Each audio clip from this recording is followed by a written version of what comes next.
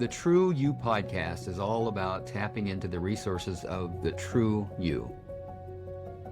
Problem with trying to be someone else, who you think you need to be to get by and get more, is that you have to try harder than you need to in life. And that's exhausting because you've lost access to resources like creativity, clarity, compassion, and confidence. We recognize it seems odd to discover that you aren't being the true you, but there's an empowering homecoming that you can feel when you rest back into your authentic self, the true you.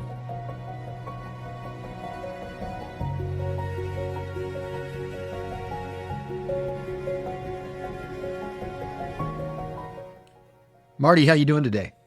I'm great. Thank you for asking. How are you, Bill? I'm good. It's always nice to connect with you before we hit record. And as you already know, I really enjoyed the newsletter that you sent out today. And I liked it so much that I thought we should talk about what you wrote about, which is contentment. And in fact, I copied and pasted the last few pieces of that newsletter article that you put out because I really enjoyed the article. And I think that it really is a good topic to bring into the True You podcast. By the way, we're lining up some guests for the show. Yeah, I believe quite this a is few going to be people. Yeah. This is, I believe, going to be the third episode of the True You podcast. Next week, we're going to be bringing in Allison Dyer. And we've had a couple of other people that said yes. We just have to get the dates nailed down and figure out when we're going to have them on the show. But I'm really feeling great about the switch from the Leadership Coaching podcast, which I love and I'm happy about, to the True You podcast. I love the feel and how it's a different focus than what we had before. Yeah. Different and sort of an upgrade of the past conversation, even, crystallizing of where we've come from too. So it works beautifully. Yeah. Okay, so tell us about your article, and I'd like to know what inspired you to write this particular article. Mm-hmm. Well, I was thinking about where it came from. I was thinking about forgiveness in particular, because I just read a book by Fred Luskin on forgiveness. It's called Forgive for Good. And Nora Edelstein and I, who is a guest on the Leadership podcast, we are facilitating a book club in association with the Pro-Human Foundation. And that's where we read this book. And it really got me thinking about the nature of forgiveness. And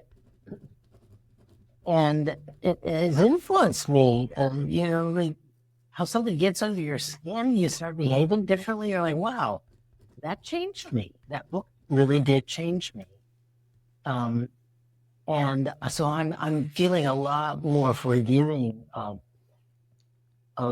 things that I've done and other people have done and are going on in the world around me. And so I started to notice that there's kind of like 3 stages, and forgiveness is probably in the middle. So it presupposes that you can accept what is, that you can forgive it. Like, okay, he done me wrong. That I can't change that. He will always have done me wrong, and I have to just accept that happened. And then I have the choice whether or not to forgive, which sets the world in a different place, sets the energies in a different place. It's not just accepting them, but forgiving them. There's a more peaceful place to be, I would say, because you're no longer holding a grudge. You're no longer grieving. If you've really forgiven, then you've let it go. But then I also noticed there's something even deeper than that. He goes beyond that, potentially. And that's where I got to contentment, which has been a theme of mine since about the beginning of the year. I've been reading some essays on contentment, mostly in my spiritual practices. And I've noticed that has really freed me up to make some important choices. So I noticed, okay, not only can one get to a place of forgiveness where you put the thing to bed, but then you can also truly content. So a deeper level of peace than acceptance or forgiveness, where now new things start to happen, right? Creativity can come from, and can only come from that place of being content with the way things you've accepted the way things are, and having forgiven that they're not the way you would want them to be. Now, if you go to this next level of contentment, you start to create inside of your perfect world. As I'm listening, I'm distinguishing that forgiveness and acceptance are a process that takes us from a state of incompletion or unresolved to completion or resolved.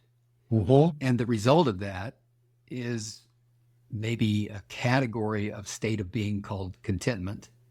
And within that are resources now that you have access to, such as creativity. Right. And so that's so exactly right. You recreated me perfectly. Another angle of my thinking that led to this article was that I was thinking about a number of situations in my personal life, but also, that we all are familiar with in the world, where there's this competition for priority, fighting for the job of manager or boss, or one of the main ones for me is I think about the arms race. We've got to match each other, and agree to stay at that level.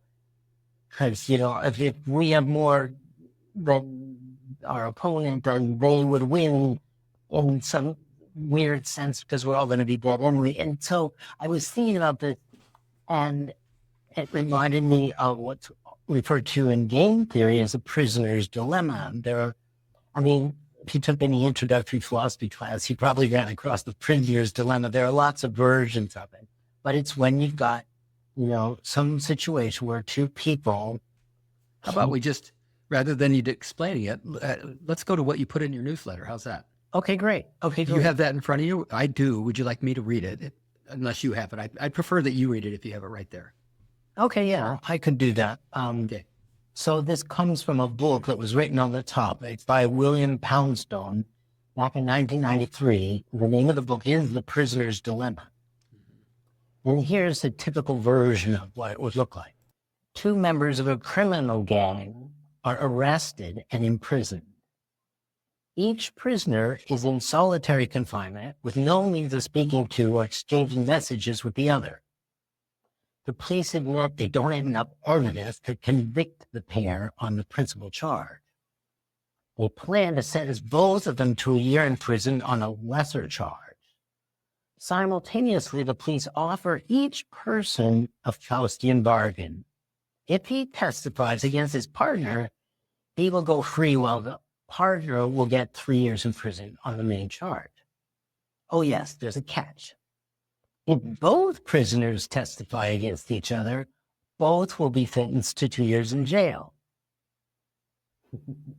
The prisoners are given little time to think this over, but in no case may either learn what the other has decided until he's irrevocably made his decision. Each is informed that the other prisoner is being offered the same deal. Each prisoner is concerned only with his own welfare, with minimizing his own prison sentence. Wow. right? So what do you do? Do you give the other guy away, and then you get off scot free, but he's in jail, or do you keep the secret and then you both go to jail, right? It's a dilemma. Okay, so tie this now back together with the idea of contentment. So the idea of contentment is that you go through accepting the terms, like, okay, this is the situation there's to deal with. And you go through forgiving that the other guy, he's probably going to act on his personal needs himself, like I would, and you forgive him for that. And you get to a place of contentment. And I think what you would say at that point, check me on this, is, I'm going to do the right thing. I'm not going to send my partner to jail. I'm going to accept the consequences of that. Like in the nuclear arms race, it would be if we were to just start to dismantle, like say, this is ridiculous. Why are we pointing guns at each other? The only way this could ever go is that we destroy both of us. That's the prisoner's dilemma. So let's just, the right thing to do, come from contentment with, the situation and forgiveness of the other, and just start dismantling our arms. Mm-hmm. Mm-hmm. So hard to imagine in today's culture, in today's environment. That's right. And why? Because we're largely discontent. Oh, yeah. Yeah.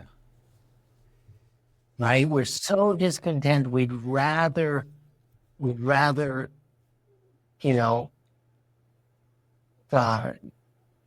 just make life even more miserable.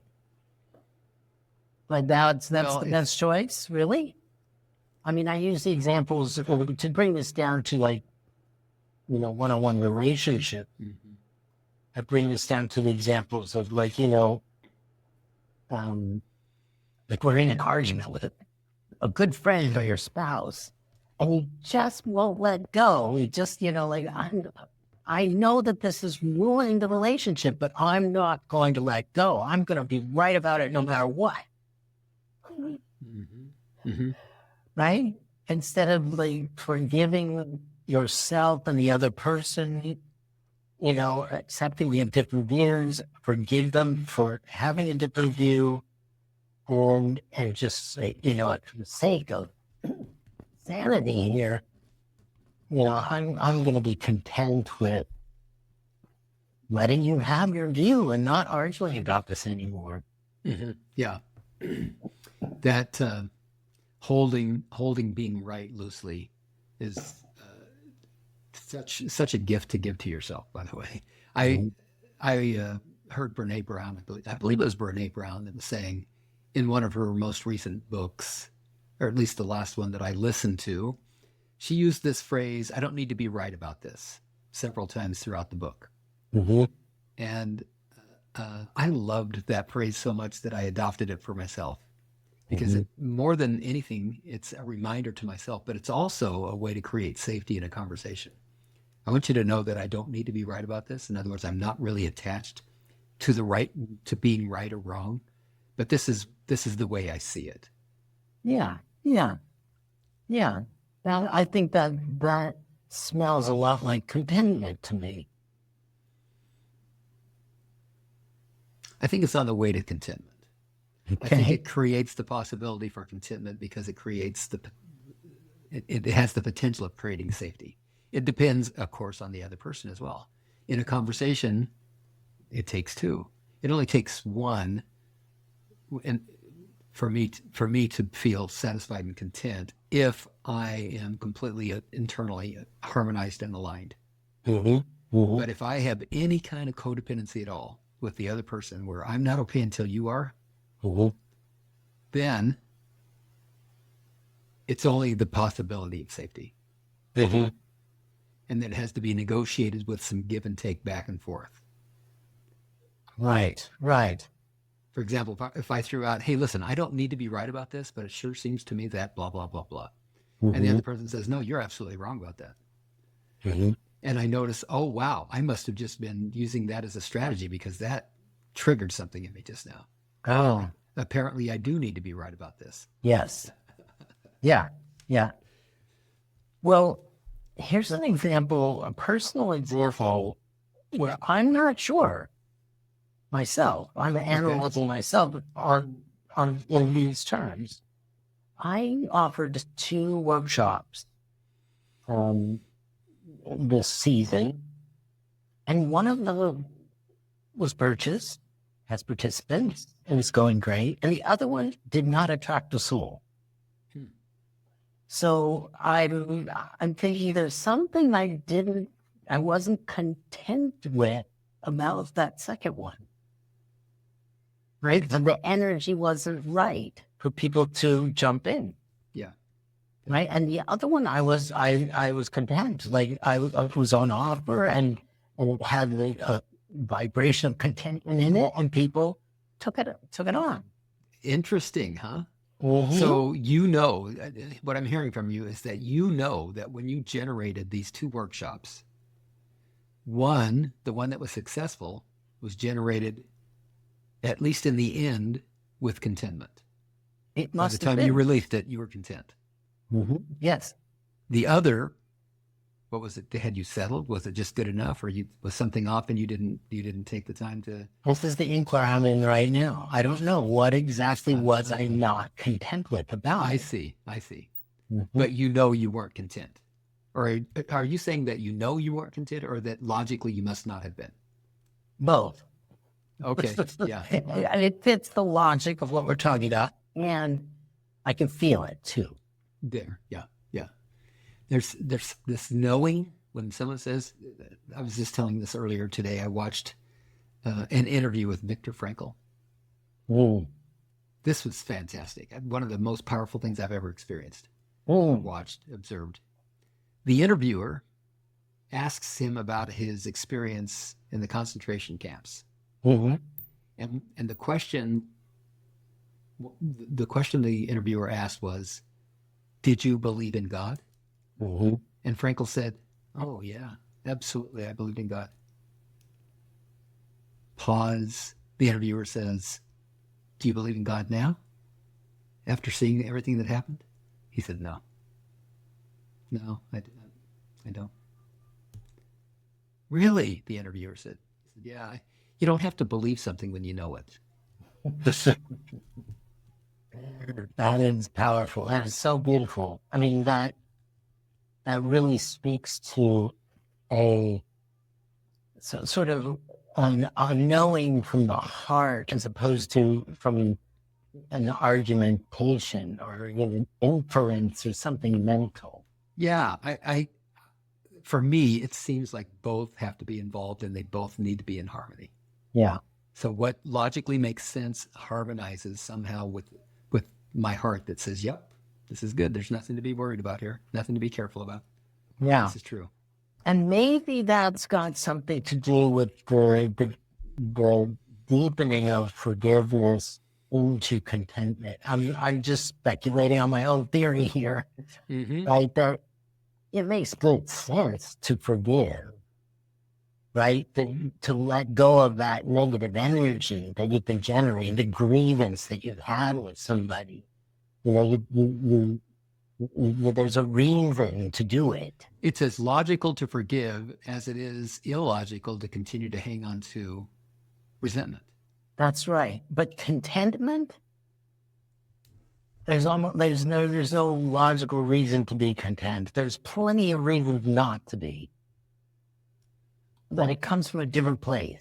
It's like knowing versus believing in God. It comes from a different place. Just this morning, I was in the kitchen by myself preparing a meal and noticing my joyful energy and remembering well, decades ago, but still it feels almost like it was yesterday. Remembering when, after a year of not having a drink of alcohol at the age of 28, experiencing about an hour where I wasn't suffering and I was experiencing joy. Mm. And it was the first time I'd had that experience since I was a little kid. Wow. Are you in a profession that helps people discover, cultivate, and express their true selves? Are you a coach, a therapist, a spiritual leader, a health professional, scientist, writer, speaker, or other specialist that recognizes the power and value of authenticity?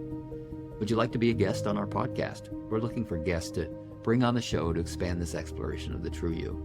You'll find a link in the show notes to use to introduce yourself and start that conversation. And it really got my attention.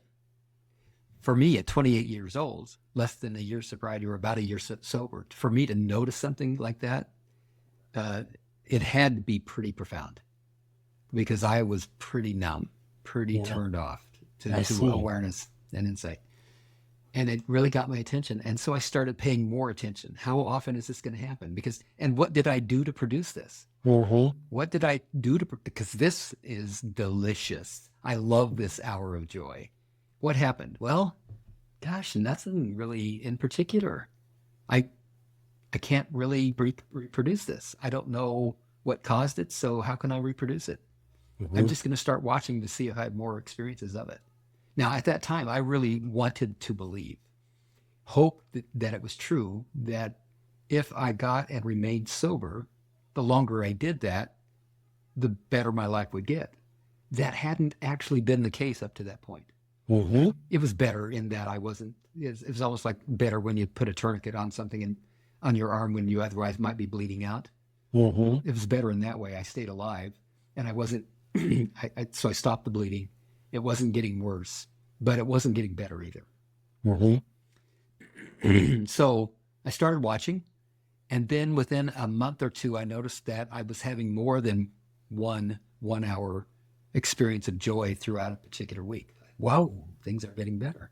Mm-hmm. Why? Is it because the only thing I could conclude was because I was staying sober longer? It Mhm. must have to do with the accumulation of sobriety, I concluded.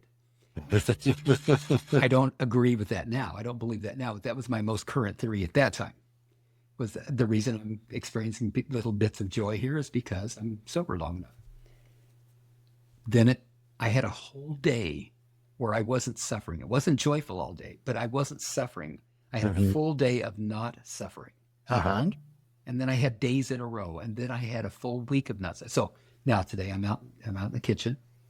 I've been sober 42 years. Is it because I've been sober 42 years that I have so much joy? Hell no. No, it's not that.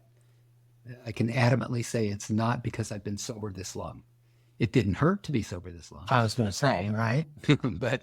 but because what's being sober this long gave me an opportunity to do was to heal, to do the work required in order to heal my past. Mm-hmm. And to the degree that I have healed that past, using IFS language now, self-energy has emerged. Mm-hmm. And self-energy is joyful. It just bubbles over Mm-hmm. unless it's impeded by a concern or burden part. Right. Right. So you're talking about contentment. Joy is one maybe aspect of contentment. Yeah. Yeah. Joy sounds to me like contentment on steroids, right?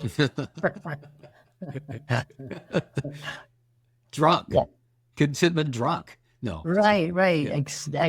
Yeah. Blissful, ecstatic. Yeah. Those are, yes, those are all derivatives of contentment, I would think. Yes. But just like 41 years ago when I couldn't really explain it, there wasn't anything that I had done to feel Right. joy. I wasn't joyful because I just won the lottery or because I love my brand new car, which I don't have.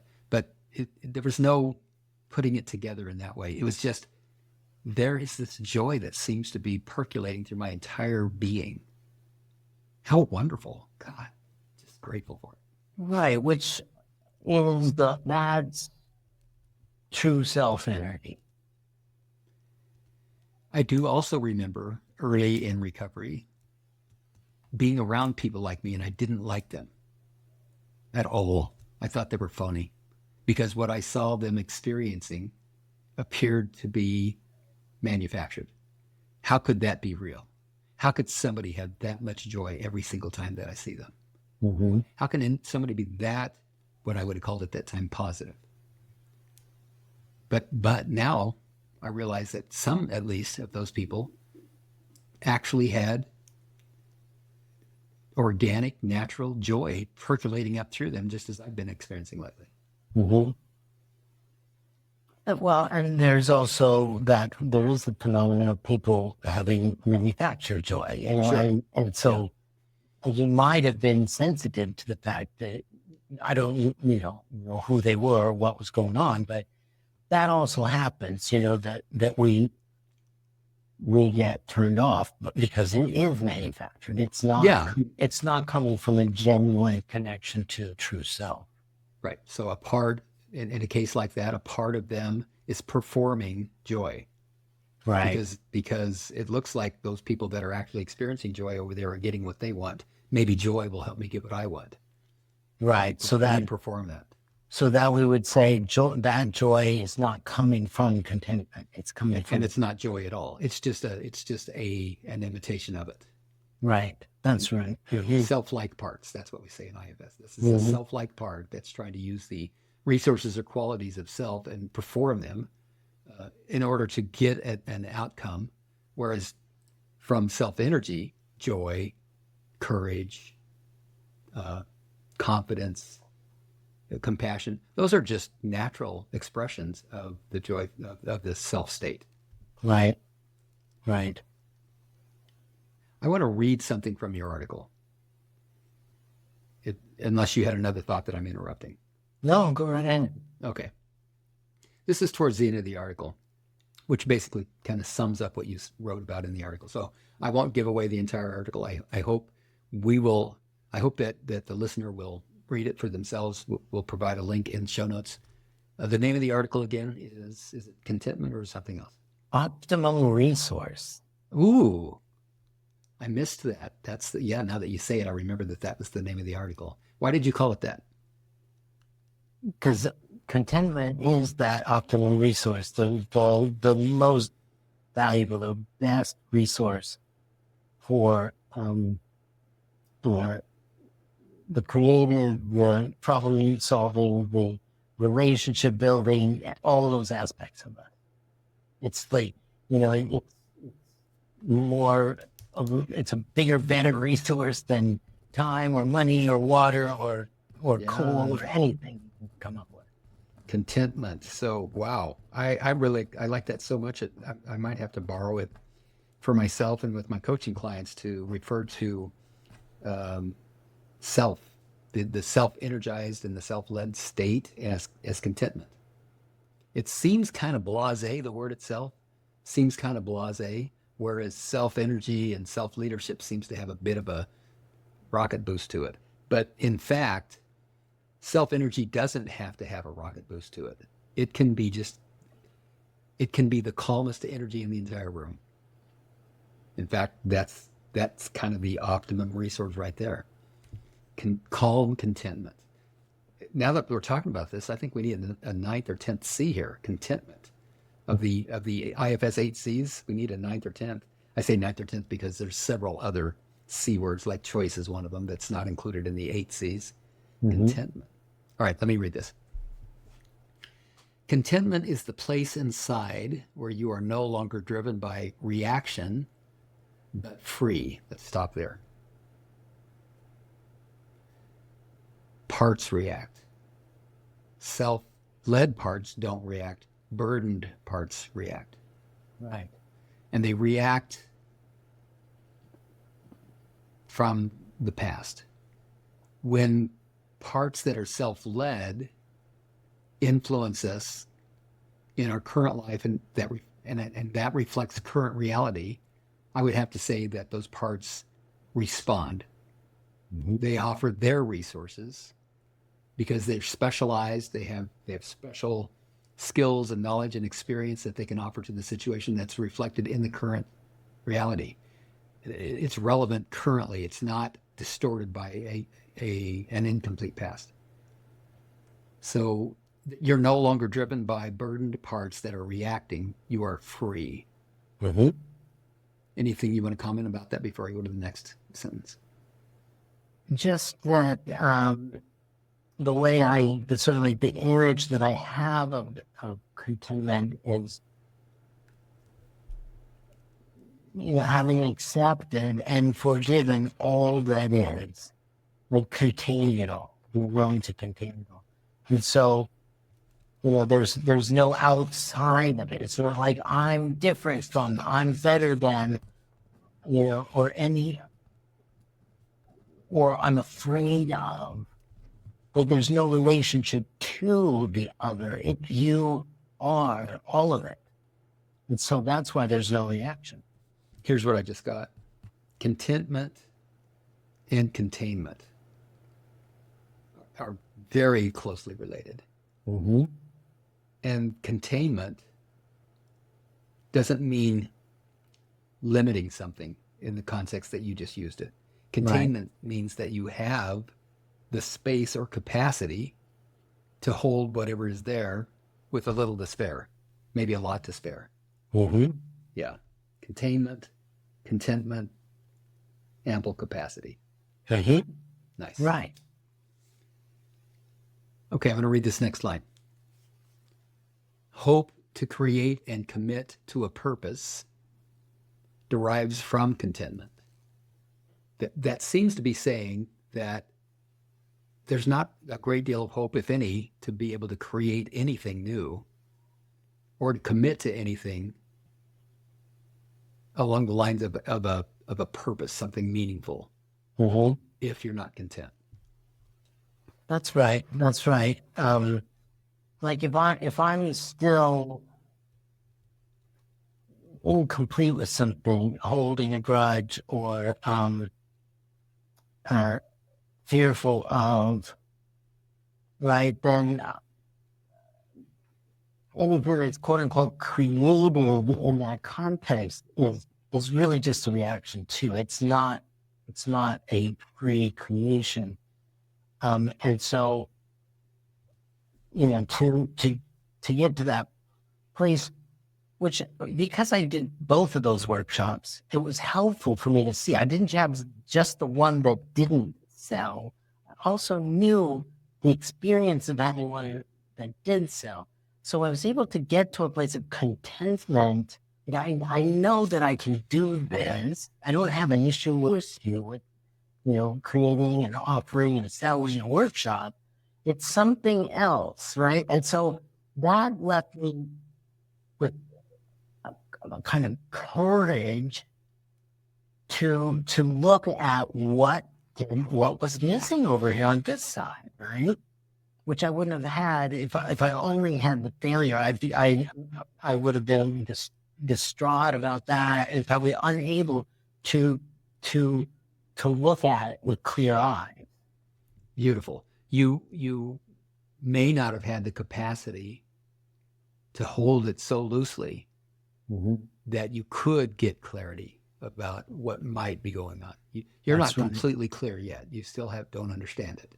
Right. But you have the But I'm capacity content. right now. You're content, and that means that you have the capacity to both be with what didn't work and be curious about it. And I bet you also have a little bit of faith here right now.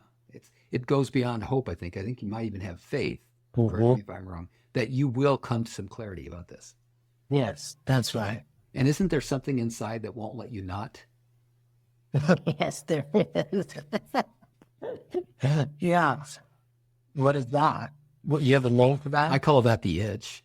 Yeah. The edge? The itch. ITCH. Itch, right. The itch. Yearning? Yes. Yes. Mm-hmm. The Like why. spiritual yearning. I recognized a long time ago, even maybe as a child, that I seemed to be afflicted with why. I had to know why. That's the itch. Yeah, that's it. And the why often gets exiled. And just notice how different an itch that is than one where you're not content. Well, there's some discontentment for me in having an unscratched itch, even when it's pure like this. Well, I mean, suddenly I'm reminded of one time my housemate and I did a picnic out in the back of in the garden area of our house. This is a long time ago when I was living in Lafayette, Colorado. And as I was serving the food, there was a fly that landed on my forehead. It was just, walking around on my forehead. But I was holding these dishes and serving the food. And my housemate, Maureen, I called her Mo, she noticed and she's like, wow, didn't that itch? Didn't you want to swat the fly away? And I was just like, well, I knew it was there, but I was content with it being there, right? Like, there was something else. There's that purpose part. Yeah. I was committed to the purpose of serving the food. I wasn't going to swat the food to swat the fly. And so I was content with having that itch. You accepted it. Mm-hmm. There's the acceptance part of it. So you talked about that earlier. I'm wondering if that's here too. You talk about acceptance and forgiveness that leads to contentment. So you accepted there's a fly crawling around on my head. I got my hands full of food. I want to just deliver this food. None of the other options are acceptable. I don't want to set the food down, swat the fly, and pick up the food again. Okay. I don't want to slam the food into my head to get the fly. So I'm gonna stay on my purpose. I'm gonna deliver the food. That's right. That's and right. Just make friends with the fly on my forehead.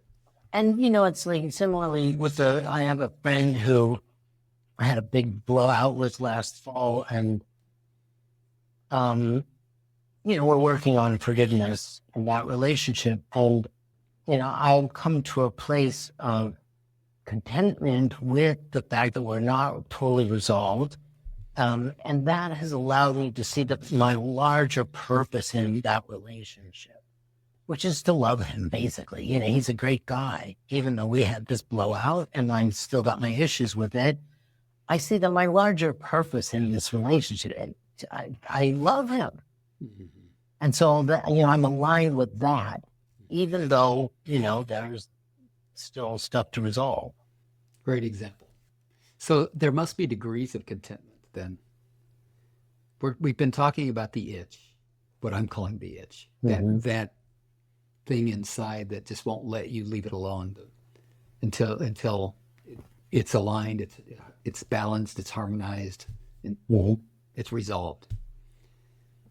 I'm calling that the itch, and I just mentioned before you showed that there's some discontentment in having an itch that doesn't get, I said scratched, but I really mean healed. Right. Well, I guess I'm thinking of the difference. Well, this might not be what you're thinking of, so I don't have to be right about this. We'll see, huh? But I'm thinking of the difference between a yearning that even if I were enlightened, I would be yearning for more of it. Like you talked about that having a good, a happy moment or a good day, and just like, well, this could go on and on. I just want more of it. Mm-hmm. It's so delicious, right? Versus, a yearning or an itch, in a psychological or a physical realm that demands to be attended. Yeah. Right? I'm thinking, that there's no end to the kind of yearning that, of a spiritual nature. Like, gosh, just give me more of that. Mm-hmm. Versus, like my relationship with my friend, I want that to get resolved. Yes. Right? That's different. And I don't want to be yearning for that forever. I want that to get complete. Right. Yeah. So I'm noticing time. Mm-hmm. And I appreciate my timekeeper part. let me finish out the last few things to read from this article. And then if it's okay with you, I'd like to wrap up and prepare for my men's group that I'll be meeting with here in about 15 minutes. So what I'm going to read 2 lines that I've already read so that it flows right into the rest of this. Again, this is the end of the article, Optimum Resource. Contentment is the place inside where you are no longer driven by reaction, but free. Hope to create and commit to a purpose derives from contentment. Contentment is the source of the wherewithal needed to give, share, and pay it forward. I can see that if we had more time, we could pedal around this one a little bit too. I love that line. Yes, of course, I hear you say, but how do I get content? Perfect question. You already know the way to be content. It's just that you're still making it other, not accepting, not forgiving, not integrating holistically. Examine your heart. It may not be on top, but contentment is in there. It's your original nature. Before there was another as such, before you began reacting to life. There's nowhere to go and nothing to do to be content. Beautifully written, Martin. Very nice. Thanks for letting us talk about this today. Well, thanks for bringing it to this conversation. It does really fit nicely with our theme, and I hope that people do go read it. The link to the article will be in the show notes. That's right. Thanks for that. Yeah. Thanks for all the attention on it. I appreciate that. It's almost like I couldn't not talk about it after reading the article, and we had this opportunity today. I do want to say more about what you just said, which is that what we've been talking today absolutely is congruent with the theme of the True You podcast. Uh-huh. Everything that we've been talking about is either the disconnection from who we really are or the alignment with who we really are. And when I'm talking about joy, and we're talking about all the other different aspects of contentment, also known as self-energy or self-leadership, Mm-hmm. What we're really talking about is the benefits of being just who we actually are, and going through whatever process is necessary to drop and let go of the attempt to be anybody else. And that's what I know IFS helps with. I know that your meditation helps you with that. Your music, there's so many different paths. You said it right here. There's nowhere to go and nothing to do to be content. It's there, and paradoxically, there's some things to do to discover that it's there.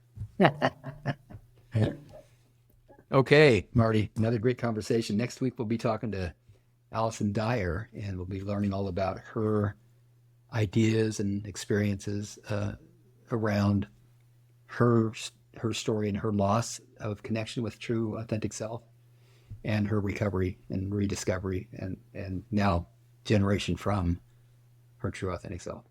Wonderful. We'll look forward to that. Yes, until then. See you next week. We appreciate who you are, that you would be listening to this podcast, and want to acknowledge all those parts of you that yearn for the experience of the true you.